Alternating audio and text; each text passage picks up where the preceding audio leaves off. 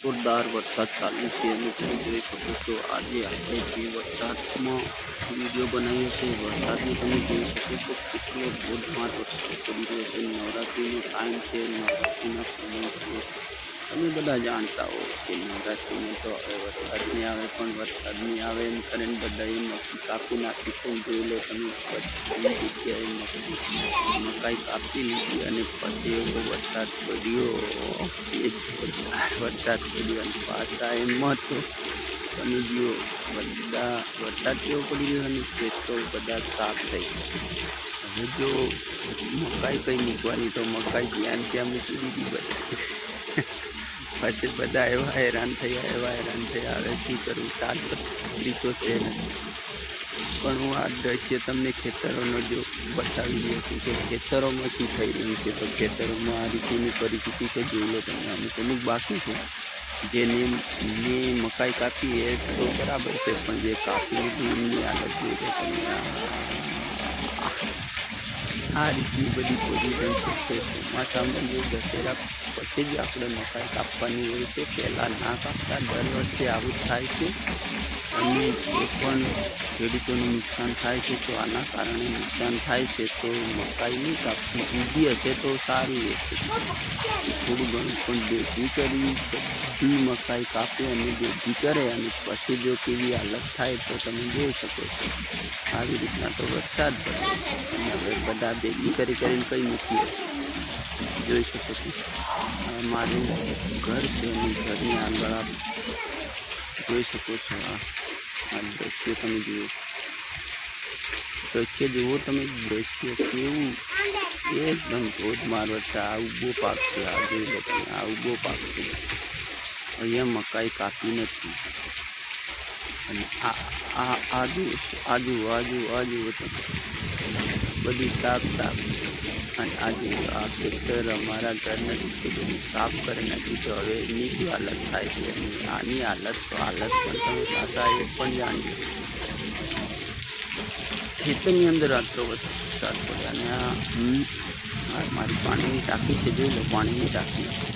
વરસાદ ચાલુ છે અને અમારું ખેતરમાં મકાઈ લાવીને ભેગી કરી તો બધી બાજી જેવી થઈ ગઈ. હવે તો આ ઢોર બી ના ખાય એવી પરિસ્થિતિ થાય. તો મિત્રો ખાસ કરીને ધ્યાન રાખવું, દશેરા પછી જ આપણે જે પણ મકાઈ કટિંગ કરવાનું થાય એ પછી જ કરવાનું હોય છે. અને જોઈ શકો છો તમે આ રીતની ખેતરોમાં પણ પાણી ભરાઈ ગયું છે. ચાલુ વરસાદ છે, તમને કેવું લાગે? ચાલુ જ છે ઓલરેડી. આ જોઈ શકો છો તમે. પેલા મારા બાબાની દાઢી બનાવેલી છે, જુઓ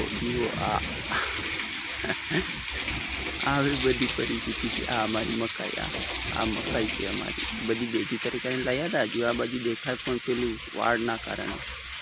આ ઘર જુઓ બધા તમે. જોઈ લો તમે, બધું સુપડા સાફ, કોઈ મકાઈ નહીં રહ્યું નથી. જુઓ તમે, પછી તમને આ બાજુ દ્રશ્ય હું બતાવું. જોજો આ બાજુ જોજો